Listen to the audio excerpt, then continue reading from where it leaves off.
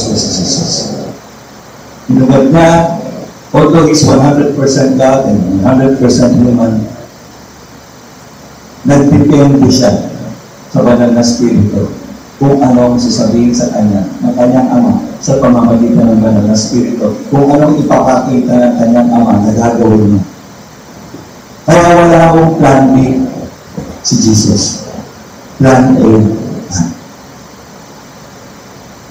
Walang plan B si Jesus. Pag sinabing yun na yun. And there are so many instances. Okay? So they, just like what Jesus did, imagine nyo, so kahit sa party, what is the first miracle of Jesus?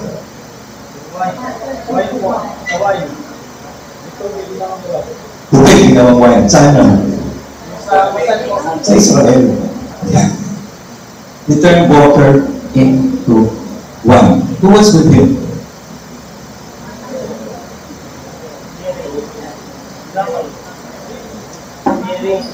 Ano ba yun?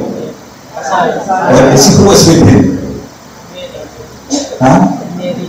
Mary, tama. Diba? Yung ikinasal, di ba?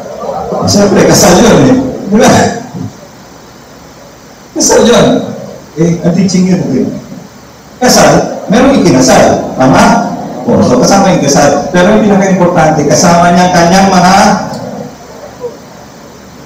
at kaya niya ginawang alak yung tubig. Bakit?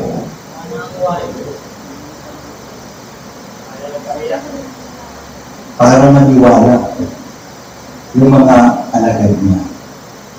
It's not just for the wedding. It's not just for the couple.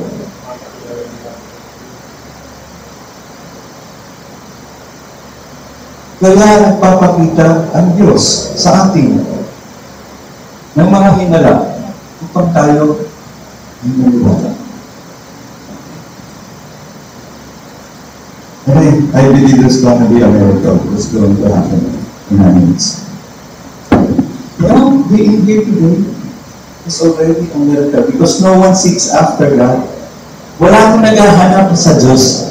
Maliban na lang siya ay kumilos sa ating buhay. Wala. No one is righteous enough to run after God. Sabihin sa kapit, kaya ka nandito dahil sa Diyos.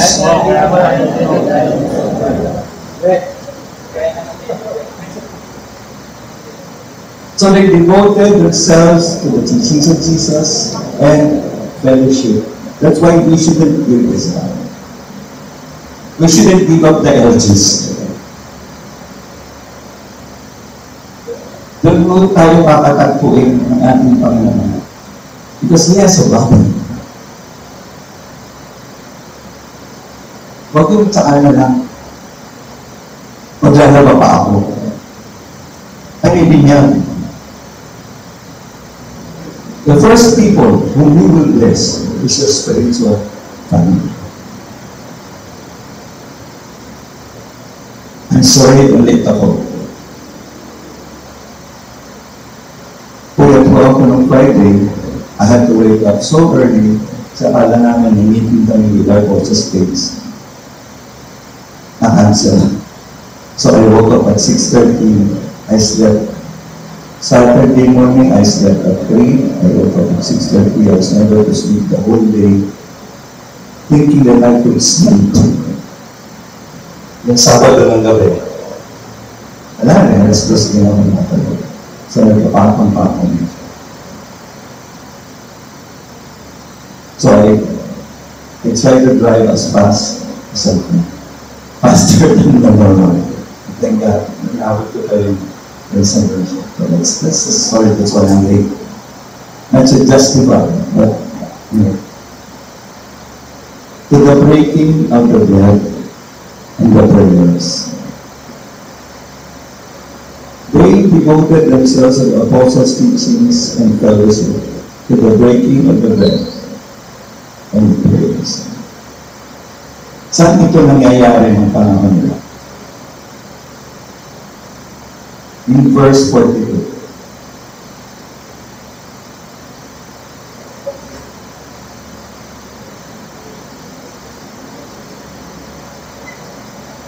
Sabi ni Angel,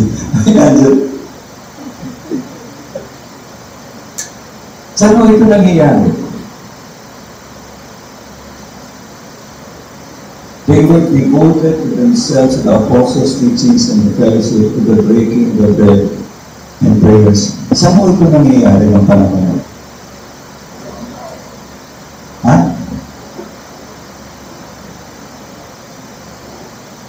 Hindi sabi nun. House. Sa bahay. Hindi dito. There was no special place. Their homes were special places because God was there. The way Jesus trained them, itinuloy nila when Jesus ascended. They devoted their time to each other, to the apostles' teachings and the fellowship, to the breaking of bread and prayers. The reason why we have communion, so we can bring it at home. The reason we have training is so the pastors of the homes can train their children. Against them. And even if the fathers are not here, mothers, you're the only ones who are here, train your children. Kasi fathers and mothers are just one. If you train your children differently, sasabog sila. So the fathers and mothers should talk and train their children as one. So hindi, pag pumuro si tatay at kontra si nanay, away lang. Pag hindi pumayag si tatay, pag nagpapaalam, tatanong yung nanay. Si nanay naman papayag dahil hindi niya alam. Na hindi pumayag si tatay. So away. See, before we discipline our children, kailangan mag-usap ang ama.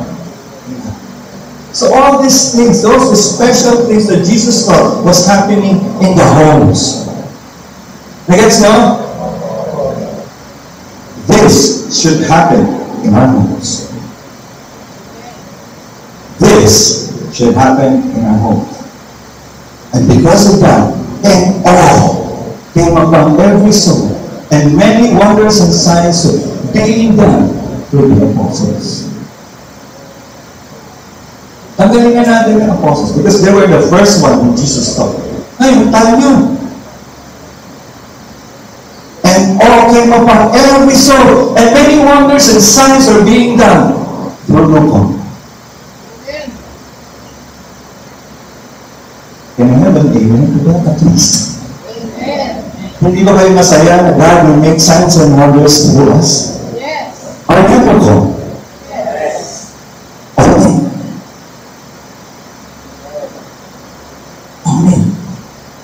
Yan yung nangyari. Inangkin ng mga sinaunang alagad. Yung itinuro ng Jesus, ito kami. Ito yung itinuro sa amin. Hindi kami pupunta sa kaliwa o sa kanan. Kung ano yung tinuro sa amin, yun lang ang gagawin namin. Walang labis, walang kulay. And the result of that is they were in awe. And when we are in awe, the result of that is praise and worship. Praise and worship in their time was not a part of a program like we use, like we do today. Oh, not praise and worship, pastors. I believe there was singing in their time, but because they were all by what God is doing. Purihin ka, Panginoon, gumaling ang anak ko. Purihin ka, Panginoon, magaling na si Reggie.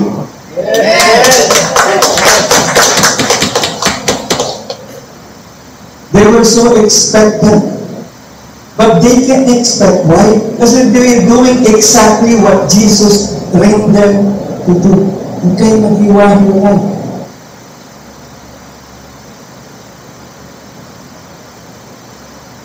Nag-iwalay lang sila. Meron na silang mission. Maliwanag na sa kanila. And even their missions was spirit-led. It was not, iba tayo dyan na. Dala tayo, smuggle tayo ng Bible. It's good. Don't have anything against that. Pero yung bang sinabi. That's why some ministries do not fry it. Because it was not from God in the first place. Ito ba ang gusto mong gawin ko, Lord? Kung hindi ko gagawin. Kaya maraming nag-frustrate na Kristiyano.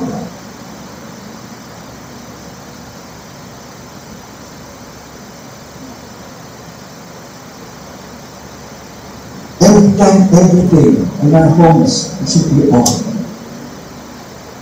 Lord, salamat, isip ko. Salamat, Panginoon. Napaglilingkuran ko ang pamilya ko. Salamat, Panginoon, may buhok ko ako. At may maamala. You thank God in every little thing, and then we will start to be in awe. Ang dami ko palang naninis. I was just focused on something I want to do, and I want to get for myself. But God opened up heaven for me and gave me everything.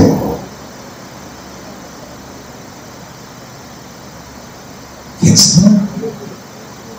God, because of Jesus, already gave us heaven and earth.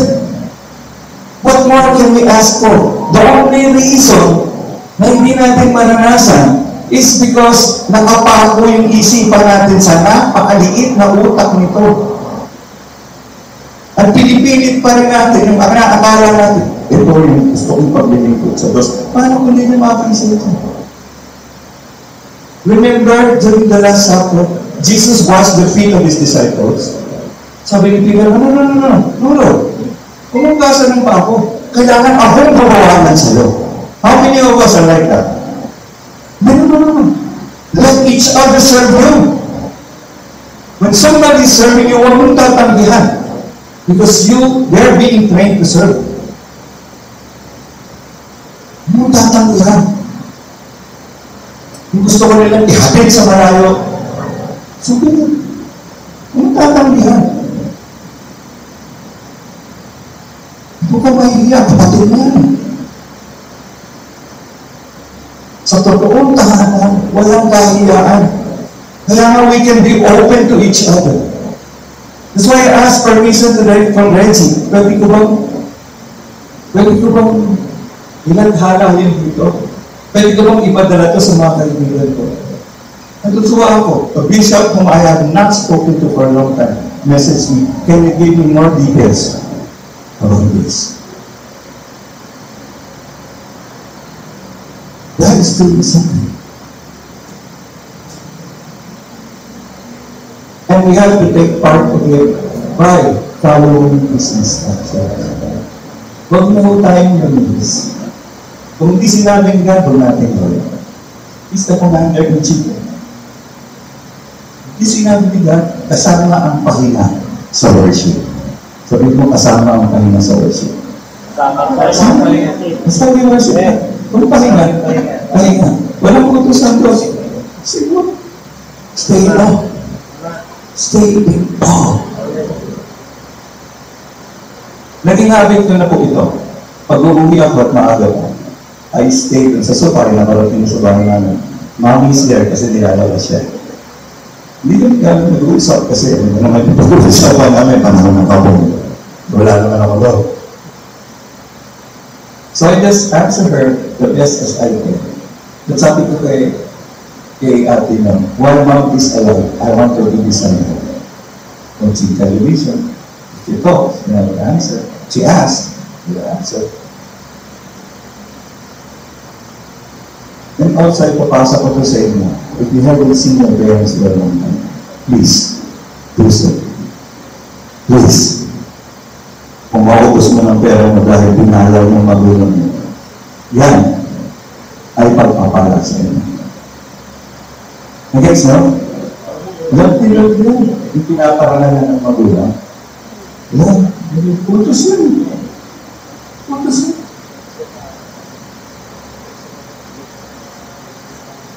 Baka mo balakit ko sa buhay natin, tatanggap mo, bakit yung buhay ko? Kulang lagi. Ngayon natin, magawa tayo ng nagawa ko ba yun? Pinagagawa sa akin. Kasi we cannot claim to be followers of Christ and not do what Christ said. Diba, sabi ni Jesus, walk as I walk.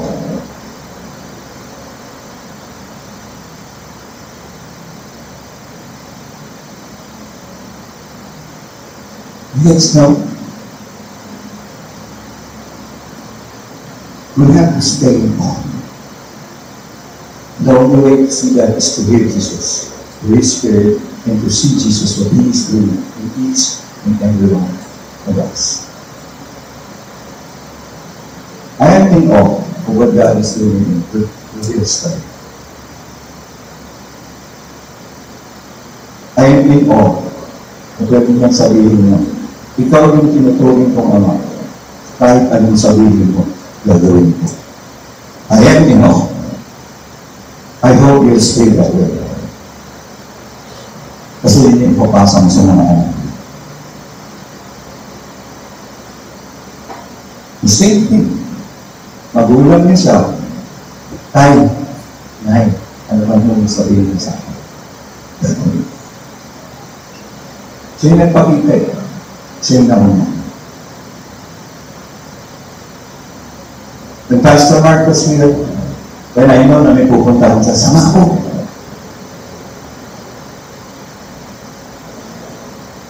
pagkain kita. Nakita niyo lang, hindi lang ako sa likod. Gusto ko lang makita ang gagawin ka. Hindi lang yung gusto ko siyang marinig. Kasi ilang beses ko lang narinig sa Pastor Mark ng page. I am a 4th generation Methodist. Ilang beses ko lang narinig doon. Ba't yung hinahanap? Ano gagawin ni Lord? Hinala niya si Pastor Mark ko. Pinadala niya doon. Ano gagawin? Hindi gusto ko makita. Marami na ako nakita. Kita na ako ng mga sumasamba na walang buhay. At nung dumating kaparoon ng Panginoon at kapahalagan, bigla sila nagtago. Nakita na ako ng, alam niyo, logo, hindi yung balon. Logo. Wolf. Yeah. During one of the youth sessions, encounter naman ang tawag. Nag-cast out ng demons. Kita ko, may spiritual eyes. Mga logo nagtatakbo. Kulay itim. They were like smoke.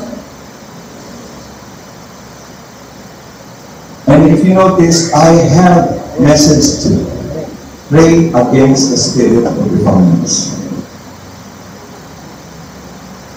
Baka hindi kasi natin alam, defiant na